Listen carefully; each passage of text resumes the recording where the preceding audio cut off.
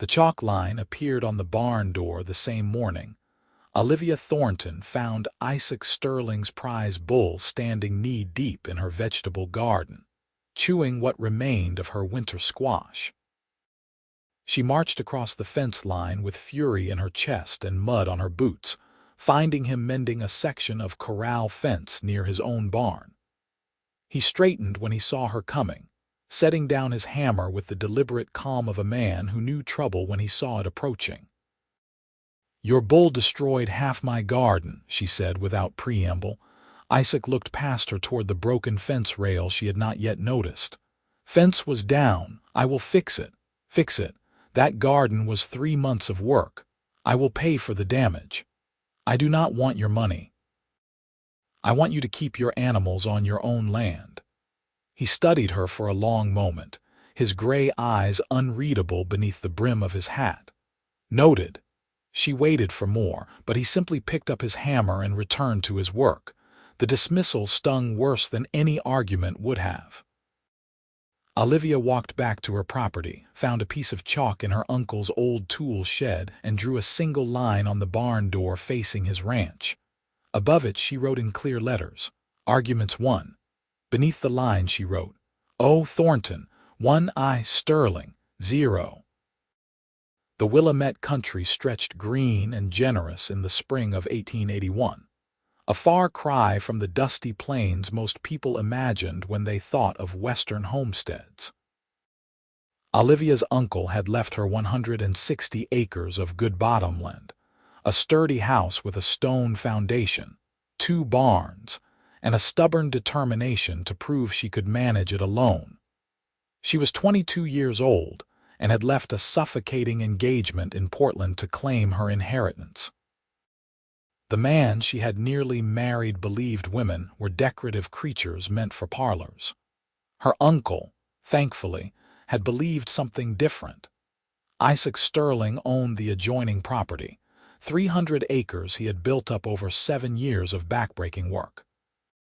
He ran cattle and horses, kept to himself, and had a reputation in Tonopah for being a man of his word. He was 27, unmarried, and possessed the kind of quiet competence that made other men respect him and women's mothers point him out as good husband material. Olivia found him infuriating. 2 days after the bull incident, she found him repairing her fence.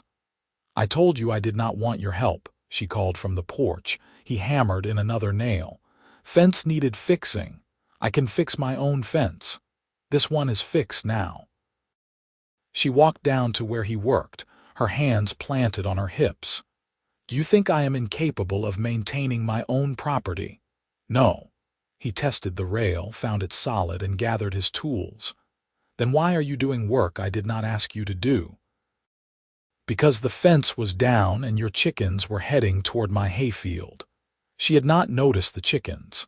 They would have come back. Maybe. He nodded once and started walking toward his own land. Olivia went to the barn door and added another tally mark under her name. The fence repair felt like a victory. Even if it left her with an uncomfortable sensation in her stomach she refused to examine. The arguments came regularly after that, a steady rhythm like the seasons. She objected when his workers drove cattle across the corner of her field. He appeared the next day with 2 of his men to reseed the damaged grass. She won that argument by her accounting. He disagreed when she wanted to divert more water from the creek that ran between their properties. She did it anyway, and her crops flourished. Another mark under her name. In June, they argued about a strip of pasture between their lands that both Uncle Henry's deed and the Sterling property survey seemed to claim. Olivia had maps. Isaac had his own maps. They met at the disputed fence line on a warm evening with the sun turning everything gold. "This land belonged to my uncle for 15 years, Olivia said, spreading her survey on a flat rock.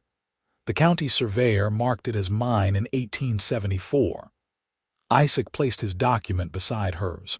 She studied both papers, her finger tracing property lines. "These do not match." "No." So what do you propose? We could ask the county to survey again. That would take months. I need that pasture for my horses. I need it for hay. They stood in silence, the creek bubbling between them. A hawk called overhead. Finally, Isaac folded his survey and put it in his pocket. Use it for your horses this year, he said. What? The pasture. Use it. We will sort out the deed later. Olivia narrowed her eyes. Why would you do that? Because your horses need somewhere to graze and my hay can wait. This is a trick. It is not a trick. You want something in return. He met her gaze steadily. No. She did not believe him, but she moved her horses into the disputed pasture that week anyway. When she added the tally mark to the barn door, she hesitated before putting it under her name. Something about the victory felt hollow.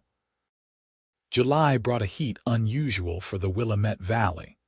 The creek ran lower than normal, and tensions over water rights began to simmer among all the properties along its length. Olivia needed water for her vegetable garden, which provided most of her income. Isaac needed it for his cattle. She built a small dam to divert more flow toward her irrigation channels. He appeared that evening, standing in the creek with his boots wet and his expression thoughtful.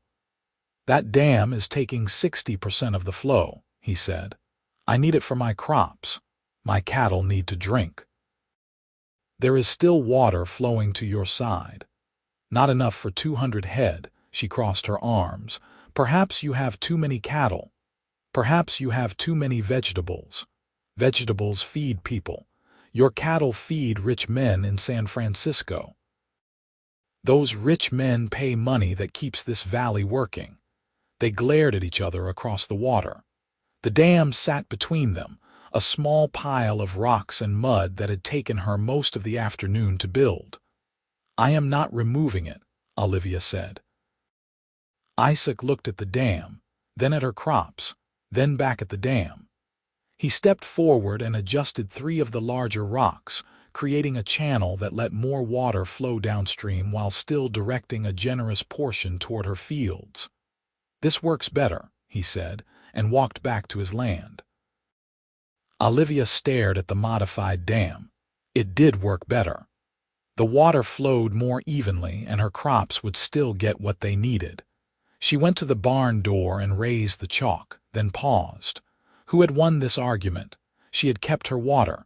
He had improved the situation for both of them. She put a mark under her name anyway, but it felt dishonest.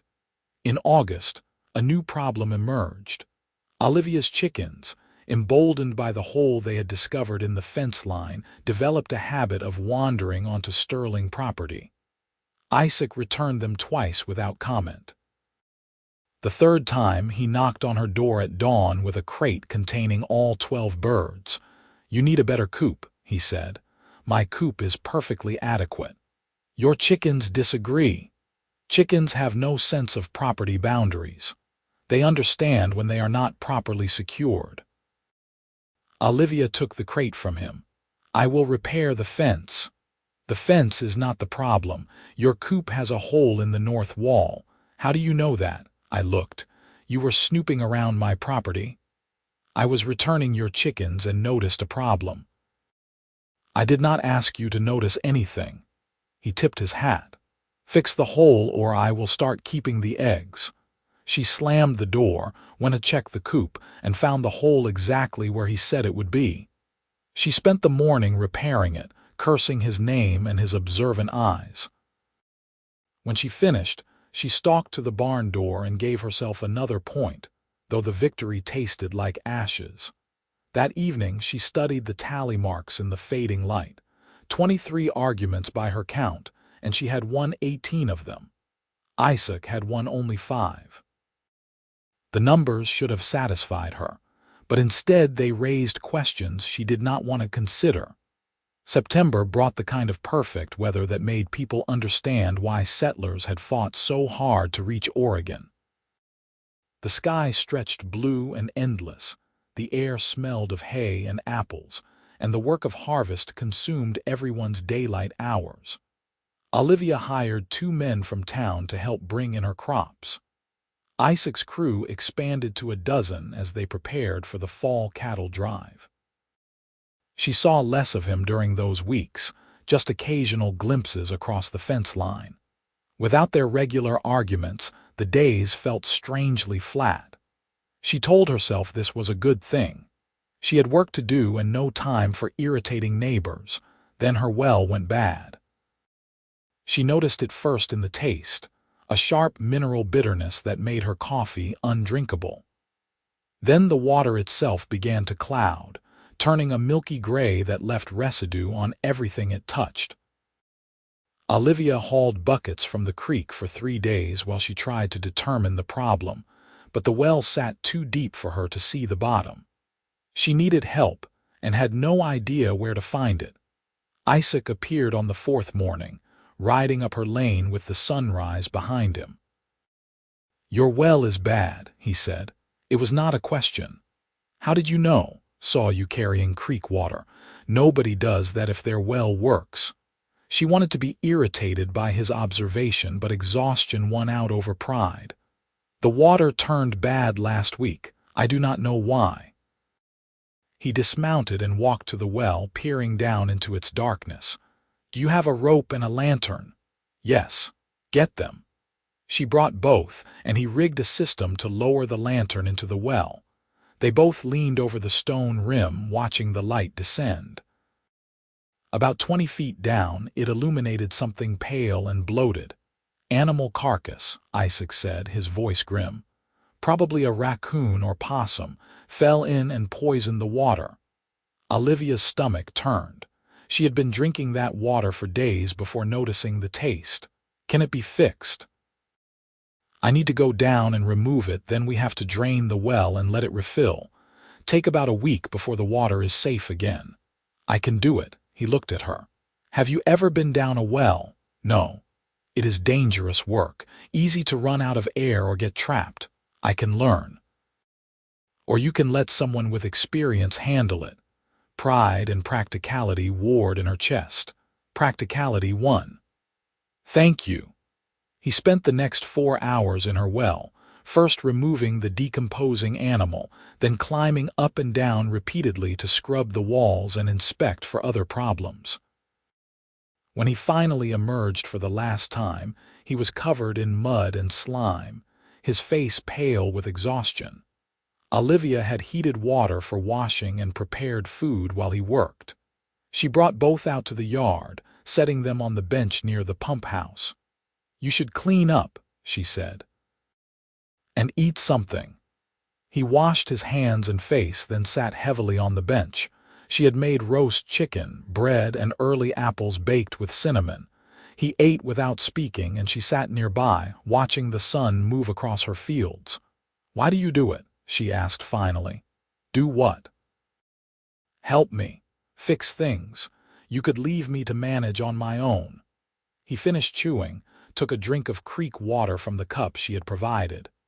"Your Uncle Henry was the first person who spoke to me when I bought this land. Gave me advice, sold me my first breeding bull at a fair price, helped me through the first winter when I thought I would lose everything. I did not know that. He was a good man. I figured I owed him enough to help his niece if she needed it. So you do this out of obligation." "I did it first." He set down the cup and looked at her directly. "Not anymore." Her heart did something complicated in her chest. "What changed? You did. Most people who inherit land sell it or hire managers. You stayed. You work harder than my hired men. You are not pretending to be a farmer. You are one." No one had ever said anything like that to her before. The compliment settled into her bones like warmth. "I should pay you for today's work," she said. "No need." "Isaac, you spent half a day in a well pulling out a dead animal. I owe you." "Then mark it on your barn door." "Give me a win." She stared at him. "You know about that," my foreman mentioned it. Said he saw the tally marks when he was returning a tool he borrowed. Heat crept up her neck. "It is just a way of keeping track." "Of what?" "Our disagreements." "And you are winning." "Yes." He stood, collecting his hat from where he had left it. "Funny thing about that scoreboard." "What?" I noticed you give yourself points even when I am the one doing what you wanted. Her face burned now. That is because I am right and you eventually see reason. Is that what it is?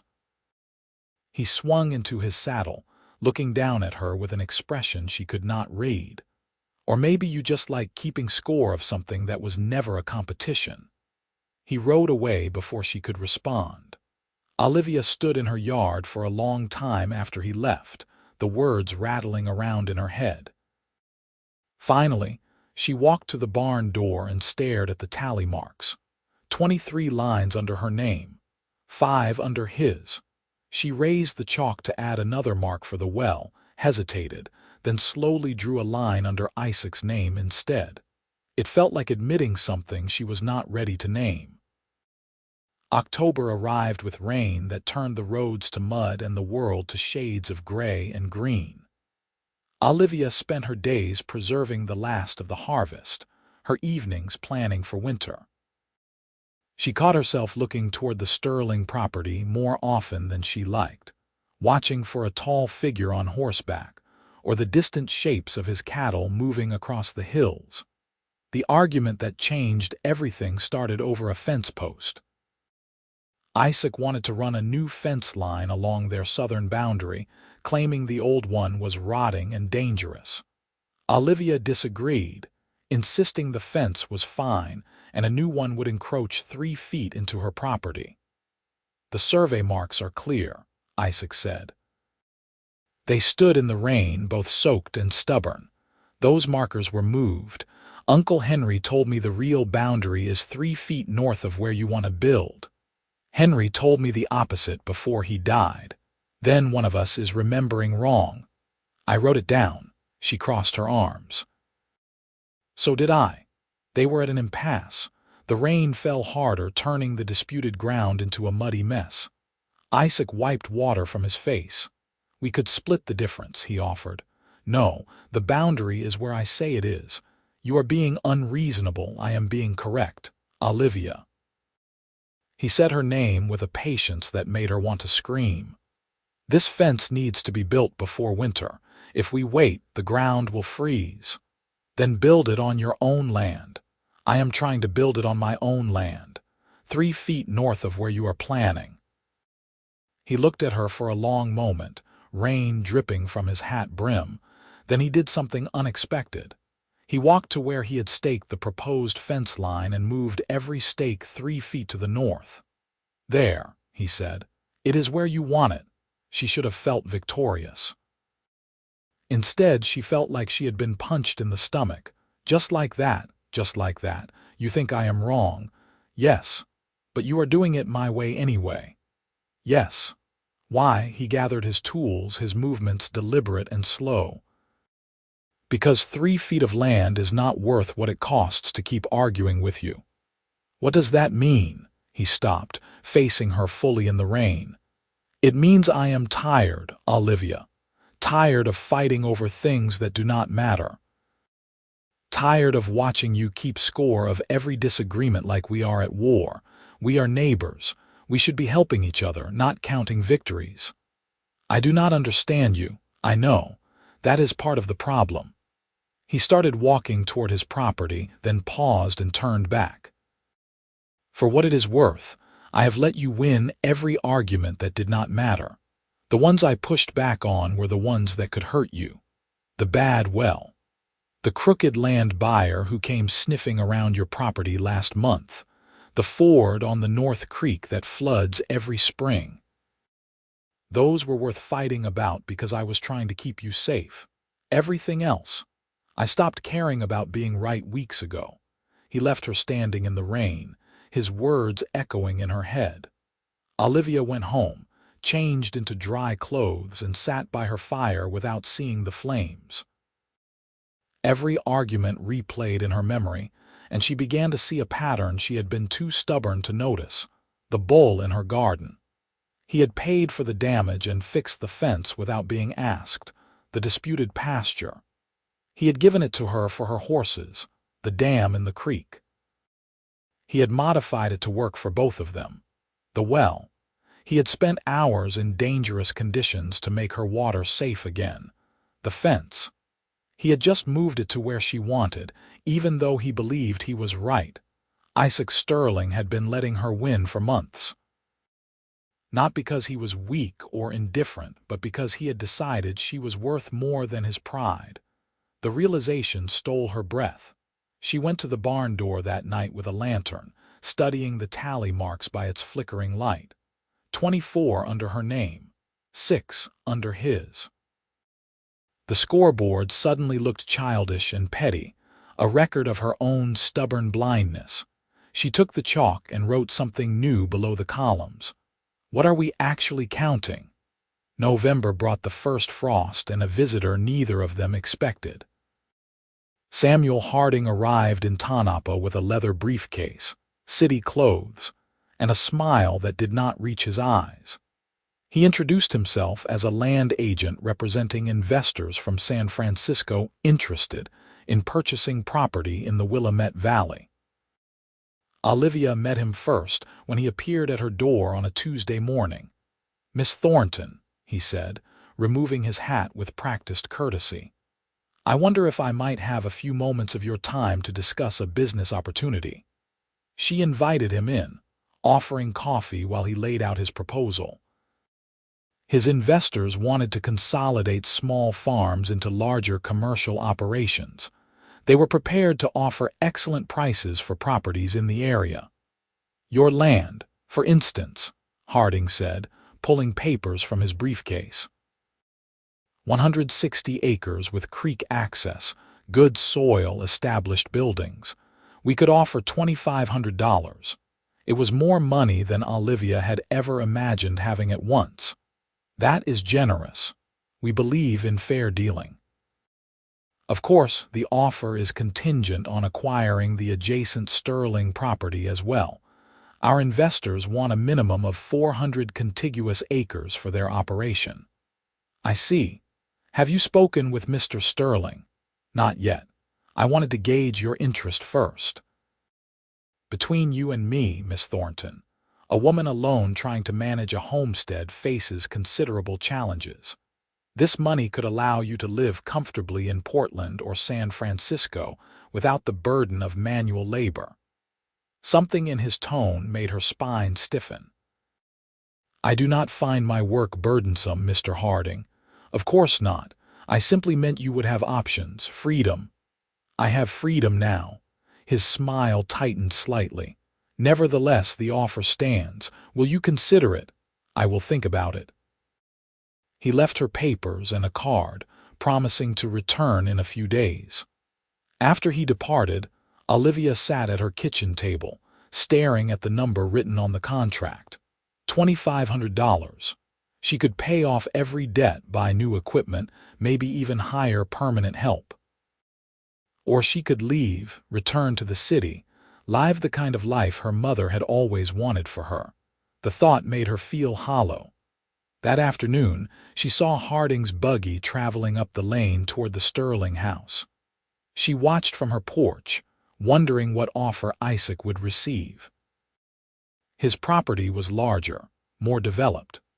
They would probably offer him $4,000 or $5,000, enough to start over anywhere he wanted. The idea of the Sterling ranch belonging to distant investors made something twist painfully in her chest. Isaac appeared at her door the next morning. She knew from his expression that Harding had made his pitch. "You met with the land agent," he said without preamble. "Yesterday, last night, he offered me $4,000 for my land." So she had guessed correctly. "That is a significant sum." "He said you were considering selling."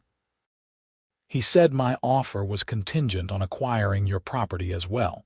I assume he told you the same thing in reverse." Isaac leaned against her porch post, his gaze distant.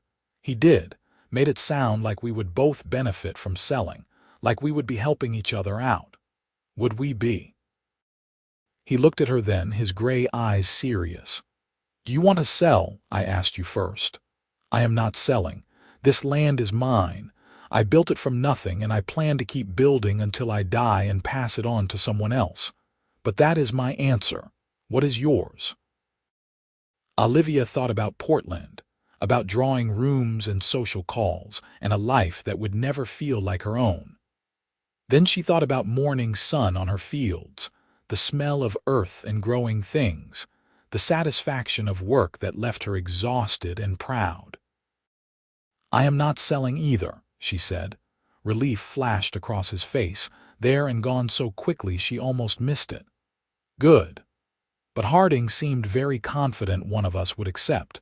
He said his investors always acquire the properties they target. Then his investors are going to be disappointed. They should have left it there, a united front against an outside threat. But when Harding returned 2 days later, he had a new strategy. He met with Olivia first, his manner less friendly than before. "Miss Thornton, I have spoken again with my investors. They are willing to increase their offer to $3,000 for your property, but only if you sign before the Sterling transaction is complete. I told you I was not interested in selling. And yet Mr. Sterling has reconsidered. He plans to sign the contracts tomorrow. My investors will acquire his property and the disputed strip between your lands. Your access to the creek will be significantly reduced, and you will be bordered by a commercial operation that will not be as accommodating as your current neighbor." Her heart dropped. "Isaac is selling," he came to his senses. "I suggest you do the same before the improved offer expires." After Harding left, Olivia stood in her kitchen, hands shaking with anger and something sharper. Isaac had lied to her. He had looked her in the eye and said he would not sell, then turned around and accepted Harding's offer. The betrayal cut deeper than she wanted to admit. She marched to the Sterling ranch that evening, finding Isaac in his barn checking on a mare ready to foal. He looked up when she stormed in, his expression shifting from surprise to concern. "You are a liar," she said without preamble. He straightened slowly. "What? Harding told me you accepted his offer. You are selling your land." "That is not true. He said you are signing contracts tomorrow." "Olivia, I told Harding no. Twice. I have not changed my mind." "Then why would he say you were selling?" Understanding dawned on Isaac's face. "Because he is trying to turn us against each other. He told you I was selling to pressure you into accepting his offer." "What did he tell you about your decision?" "That I should sell before you did because it would affect my creek access. And I would bet everything I own that he told me you had agreed to sell, which is why I needed to act fast." Isaac stepped closer, his voice firm. "This is what men like Harding do. They lie and manipulate and set people against each other so they can profit. I told you I was not selling. That has not changed." She wanted to believe him. The earnestness in his face made it easy to believe him, but doubt had taken root. "How do I know you are telling the truth?" Something flickered in his eyes, hurt maybe, but he answered evenly. "Because in 8 months of arguments I have never lied to you, not once. You can check your scoreboard if you need proof." She flinched. The scoreboard felt like a weapon now, something that had measured all the wrong things. "I need time to think," she said, and left before he could respond. That night, she lay awake trying to untangle truth from manipulation. Harding had been smooth and convincing. But Isaac had been consistent, his actions matching his words even when it cost him. She thought about every argument, every concession, every time he had helped without being asked. By morning, she knew what she believed. But the damage had been done, a seed of mistrust planted between them. Harding returned as promised, papers in hand and pressure in his voice. "Miss Thornton, this is your final opportunity. My investors are losing patience. If you do not sign today, the offer is withdrawn permanently." "Then withdraw it." His expression hardened. "You are making a mistake. This valley will change whether you participate or not. You could profit from that change or you could be crushed by it. Your choice. I choose to keep my land, even when Sterling has already signed." He pulled out a document with dramatic flair. His signature, dated yesterday. The Sterling property now belongs to Pacific Land Holdings. Soon you will be surrounded by our operations. Your water access will be restricted. Your property value will plummet. But please, continue with your prideful stubbornness." Olivia stared at the signature on the page. It looked like Isaac's handwriting, the angular letters she had seen on his maps and surveys. Her stomach turned. Had she been wrong? Had Harding been telling the truth all along? "I need to verify this," she said. "Verify whatever you like. The deed transfer will be recorded at the county office tomorrow. After that, you will be dealing with my investors, not your accommodating neighbor. I suggest you prepare accordingly." He left her with the documents, and she stood in her parlor feeling like the floor had dropped away. She should ride to the Sterling ranch and confront Isaac directly. But what if the papers were real? What if he had betrayed her after all? She went to the barn door instead, studying the tally marks and the questions she had written below them. What were they actually counting? She had thought she was measuring victories, but maybe she had been measuring something else entirely. Trust built and broken. Connection attempted and resisted. The answer came to her with painful clarity. She had been counting the wrong things all along.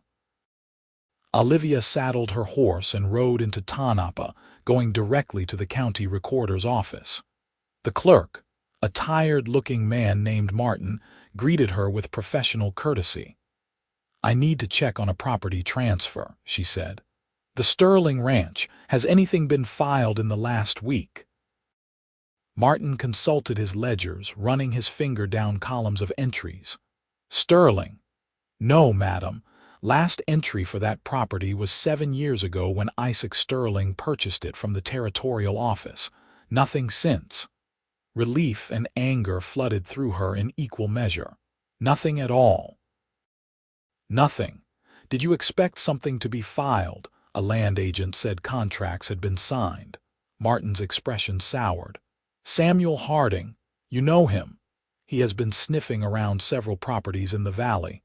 Always makes big claims and shows fancy papers. Most of it is smoke and mirrors. He represents investors, sure, but he makes his money from the commission. If he can pressure people into selling cheap by lying about others selling, he does it without hesitation. So the signature I saw was forged. I could not say for certain, but if Harding showed it to you, I would bet money on it. The real test is here." He tapped the ledger. "No recording, no sale." Olivia thanked him and rode back toward home, shame burning in her chest. She had doubted Isaac based on a liar's word and a fake document. She had believed the worst instead of trusting what she knew about his character. The scoreboard flashed in her mind. All those tally marks representing arguments where he had proven himself steady and true, and she had still chosen to doubt him. She found him in the disputed pasture, moving fence posts for the new line he had promised to build. He saw her coming and straightened, his posture wary. "I went to the county office," she said, still mounted. "You did not sell." "I told you I did not." "Harding showed me papers with your signature, forgeries." "I know that now. I should have known it before." He set down the post-hole digger, wiping sweat from his forehead. "You had reason to doubt. He was convincing." "No. I had 8 months of reasons to trust you, and I ignored all of them because a stranger told me what I feared might be true." She dismounted, walking to where he stood. "I am sorry, Isaac. I was wrong." He studied her face for a long moment. "What changed your mind? The county records?" "Yes. And remembering every time you helped me, every argument you conceded, every moment you put my needs ahead of your own. You have earned trust I was too stubborn to give." The scoreboard. Forget the scoreboard. It measured everything incorrectly anyway. Did it? He moved closer, close enough that she had to tilt her head back to maintain eye contact. "Maybe it measured exactly what needed to be measured. You were counting wins. I was counting something else entirely." "What were you counting?" "Reasons." Every time we argued and I let you win something that did not matter, I was giving myself a reason to come back, a reason to talk to you again, to see you again, to find out if you would ever stop seeing me as an adversary and start seeing me as something else. Her breath caught. What's something else? What do you think, Olivia? Why do you think I spent months fixing your problems and conceding your arguments and finding excuses to cross the fence line? I was not being neighborly. I was courting you in the only way you would allow. The words landed like stones in still water, ripples spreading through her understanding of everything that had happened. The bull in my garden. An accident, but it gave me an excuse to talk to you. The disputed pasture. I did not need that hay. You needed somewhere for your horses. The well. That one was real.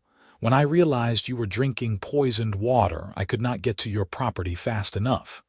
The fence line we just argued about. I knew you were wrong. I had the original survey, but 3 feet of land means nothing compared to 3 minutes of your time. She was trembling now, months of misunderstanding rearranging themselves into a new pattern. I have been so blind. You have been careful. There is a difference. He reached out slowly, giving her time to step away and tucked a strand of hair behind her ear. I have loved you since the morning you showed up covered in mud and furious about my bull. You stood there ready to fight for your property and your rights, and I thought I had never seen anyone more alive. Every argument after that just proved I was right to feel that way. You are fierce and stubborn and brilliant, and I would let you win every disagreement for the rest of my life if it meant I got to be on the other side of them. Tears stung her eyes. You should have told me. I tried, in every way I knew how. I mean with words. Would you have believed me? She thought about the woman she had been when she arrived, running from a life she did not want and determined to prove she needed no one. No, probably not. So I showed you instead. I helped and I waited and I hoped that eventually you would see what I was really doing. I see it now. I am so sorry it took me this long. He smiled then, the first real smile she had ever seen on his face, and it transformed him completely. Do I finally get a point on the scoreboard? She laughed, the sound breaking through tears. You get all the points, the whole board. I do not want the whole board, I just want you to stop counting. I can do that. She stepped closer, erasing the last distance between them. Isaac, I have been fighting so hard to prove I could manage alone that I never stopped to ask if I wanted to. The answer is no. I do not want to be alone, especially if being together means being with you. He cupped her face in his calloused hands, his touch gentle despite the roughness. Are you sure? Because once you say this, I am not letting you take it back. I will argue with you about everything for the next 50 years and let you win all of it, just so I can stay close to you. 50 years sounds acceptable, though I might let you win a few arguments, the ones that matter. Like what? I do not know yet. We will figure it out as we go. He kissed her then, soft and sure and full of all the words they had not yet said. She wrapped her arms around his neck and kissed him back, tasting dust and hope and the beginning of something neither of them could have predicted 8 months ago. When they finally pulled apart, both breathless, Isaac rested his forehead against hers. We should probably deal with Harding before he tries this with someone else. Agreed. What do you suggest? We could go to the county sheriff, file complaints about fraud and forgery. Or we could make it very clear that our properties are not for sale, not now and not ever. I like the sound of that.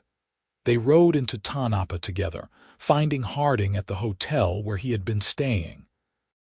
He looked surprised to see them enter the dining room side by side, and the surprise turned to calculation.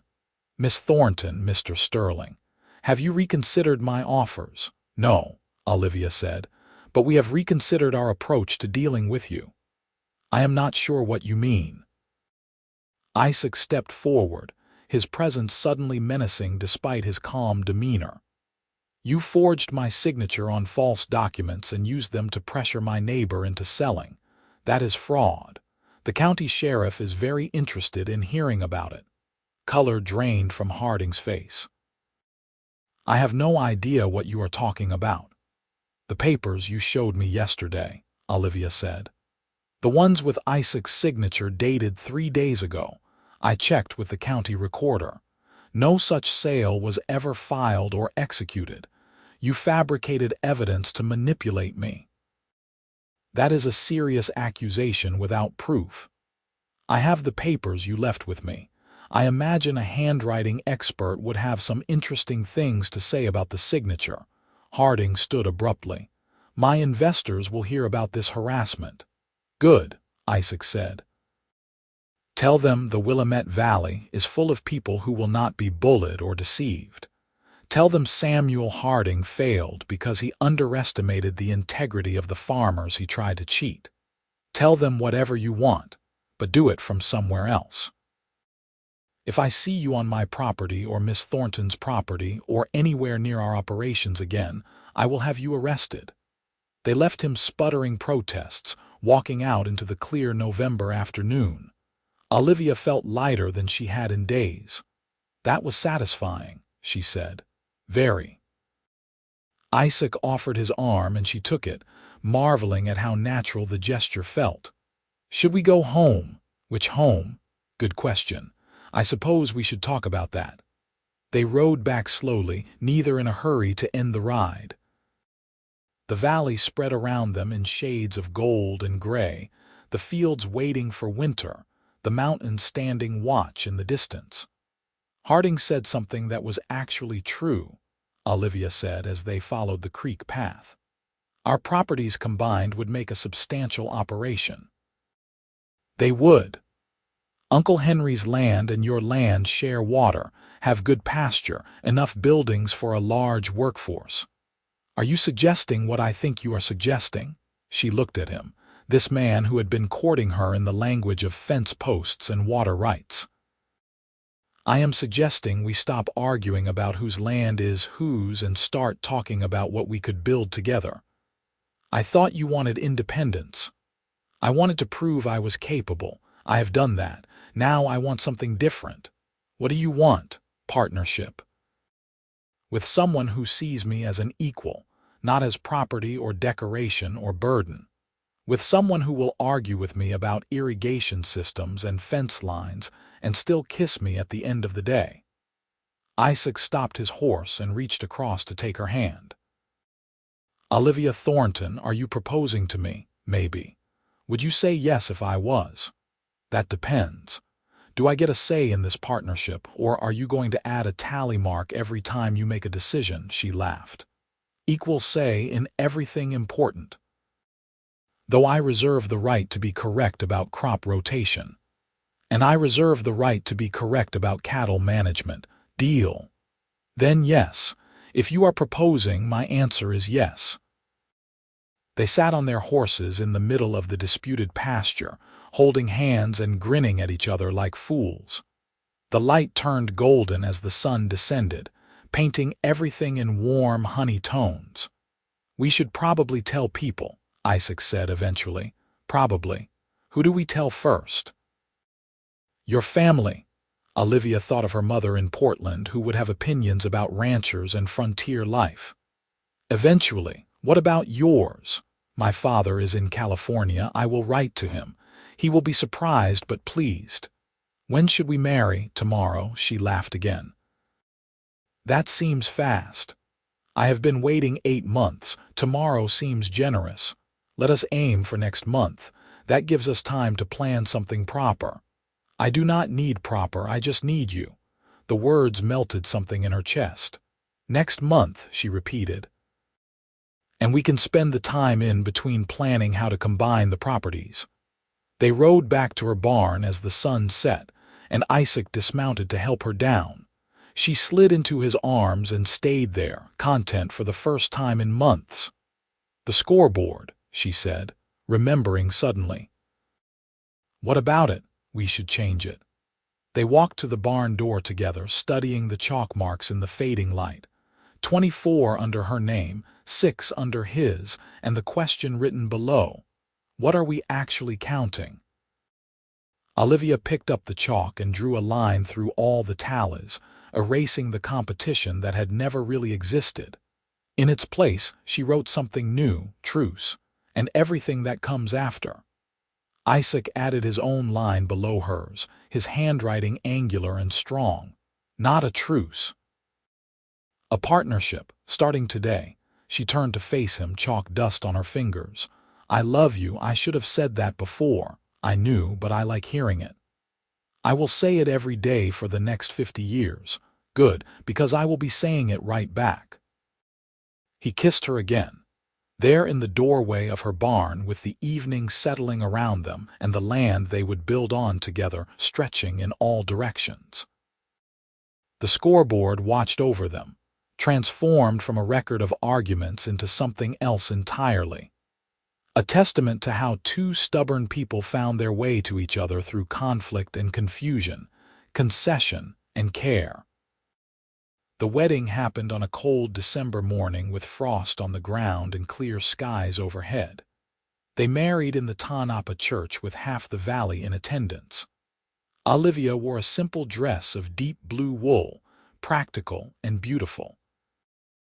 Isaac wore his best suit and looked uncomfortable until she took his hand at the altar, and then he looked only at her. The ceremony was brief, the celebration afterward long and loud. People brought food and music, and they danced in the church hall until late in the evening. When they finally left for the Sterling Ranch, now officially the Thornton Sterling Ranch, the stars were bright overhead. "Where are we living?" Olivia asked as they rode home together, her horse tied to his since they were sharing his mount. "That is up to you. Your house is closer to the gardens. Mine has more room and a better barn. Practical concerns. We are practical people. Let us stay at yours through the winter. In the spring, we can decide if we want to build something new or make one of the existing houses work." That sounds like a good plan. They settled into married life with the same ease that had surprised them both. The arguments continued, but they were different now, discussions instead of battles. They disagreed about where to plant the new orchard, how many horses to buy, which fields to let lie fallow. But underneath every disagreement was the foundation they had built together, brick by brick, argument by argument. Winter passed into spring. They broke ground on combining the irrigation systems, creating a network that served both properties efficiently. They hired workers and divided responsibilities according to their strengths. Olivia managed the crops and gardens. Isaac handled the livestock and long-term planning. Together, they made decisions about expansion and investment. The barn door scoreboard remained, though they stopped adding to it. Instead, it became a reminder of where they had started, a piece of history they would tell their children about someday. That someday came sooner than expected. By late summer, Olivia knew she was pregnant. She told Isaac on an evening when they were checking the irrigation channels, the work almost done for the day. "I have news," she said. He looked up from the gate he was adjusting. "Good news or bad news? Good news. At least I think it is good news." "You might have a different opinion." "I doubt that. Tell me, I am pregnant." He froze, his hand still on the gate, then a smile spread across his face, slow and delighted. "When?" "February, I think, maybe early March." He closed the distance between them in 3 strides and picked her up, spinning her around despite her laughing protests. When he set her down, his eyes were wet. "That is very good news," he said. "The best news. You are sure?" "I have never been more sure of anything." The pregnancy progressed through autumn and into winter. Olivia worked as long as she was able, then reluctantly accepted Isaac's insistence that she rest more. He took over her tasks without complaint, managing both their responsibilities with the help of their growing crew of workers. In February, on a morning when snow covered everything in white, Olivia went into labor. The midwife from Tanapa arrived quickly, having been staying nearby for the past week in anticipation. Isaac paced the house, useless and anxious, until he heard the first cry. The midwife emerged with a bundle wrapped in blankets.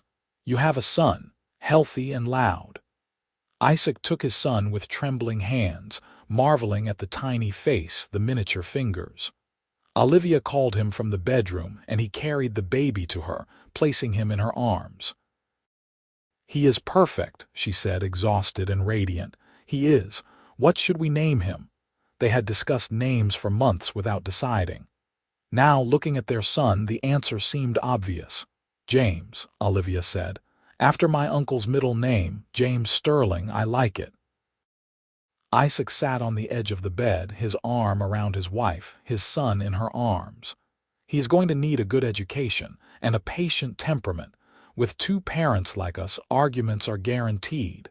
He will learn to navigate disagreements. It is a useful skill. The most useful." James proved to be a content baby, easy to soothe and quick to smile.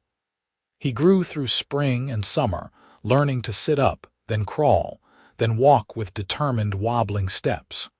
The ranch grew too, expanding and prospering under their joint management. 3 years after James was born, Olivia became pregnant again. This time a daughter arrived in April, her birth easier than her brother's. They named her Susanna, and she had her father's gray eyes and her mother's stubborn streak. The barn door scoreboard weathered and faded over the years, but they never painted over it. It became a landmark on the property, something visitors asked about and workers smiled at when they heard the story. "Why did you keep it?" a new hired hand asked one day as Isaac was showing him around. Isaac looked at the faded chalk lines, barely visible now after years of sun and rain. "Because it reminds me that sometimes the things we think we are fighting about are not the real issues at all. And sometimes the person who drives you most crazy is the person you are meant to love." That is a strange lesson to learn from a scoreboard. Most good lessons are strange when you first learn them. The children grew. James became interested in the cattle operation, following his father around and asking endless questions. Susanna loved the gardens and could identify every plant by the time she was 5. They argued constantly, as siblings do, and their parents let them work it out most of the time, intervening only when absolutely necessary. "They remind me of us," Olivia said one evening, watching James and Susanna debate the proper way to collect eggs. "God help them," Isaac replied, but he was smiling. 20 years after that first morning when Isaac's bull destroyed Olivia's garden, they stood together by the fence line that had once divided their properties. It was gone now, removed years ago since there was no need to mark boundaries between land that belonged to both of them. "Do you ever regret it?" Isaac asked. "Regret what?" "Staying, fighting with me instead of selling to Harding, choosing this life instead of an easier one." Olivia leaned against him, his arm coming around her shoulders automatically. Not for a single second. "This life has been hard and frustrating and more work than I ever imagined, but it has been mine, ours. I would not trade it for anything. Even though I am still right about the fence line," she elbowed him gently. "You are not still on about that, are you?" "I have the original survey in my desk. I could show you. I have my uncle's notes that prove I was right. So we are still at an impasse. Seems like it." He kissed the top of her head. "Good, I would hate for things to get boring." They walked back to the house they had finally built 5 years ago, a structure that combined the best features of both original houses and added space for their growing family. Smoke rose from the chimney. Lights glowed in the windows. Their children's voices carried on the evening air. The barn door scoreboard stood in the distance, a ghost of chalk on weathered wood, its message still clear to anyone who cared to look. Some victories matter more than others, and the best partnerships are built on knowing the difference. Olivia and Isaac went inside to their family, their argument unresolved and unnecessary to resolve, because they had learned what the scoreboard was trying to teach them all along. Love is not about winning. It is about knowing when to hold your ground and when to yield it, when to fight and when to forgive, when to keep score and when to throw the chalk away. They had thrown the chalk away years ago. But they had kept the scoreboard, a reminder written in fading lines on a barn door, proof that two stubborn people could find their way to forever by arguing about everything except what really mattered. The ranch prospered through the decades. James eventually took over the cattle operation, expanding it carefully with his father's guidance. Susanna married a schoolteacher from Tanapa and stayed close, raising her own family on a portion of the land her parents gave her as a wedding gift. Isaac and Olivia grew old together the same way they had grown into love, through work and discussion, disagreement and compromise, the steady accumulation of days into years into a lifetime. They argued about crop rotation until the very end.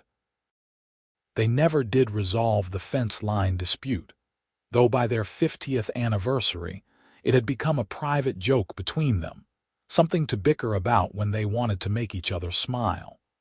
On their 50th anniversary, their children and grandchildren gathered for a celebration. James gave a speech about partnerships and patience. Susanna read a poem about stubborn love.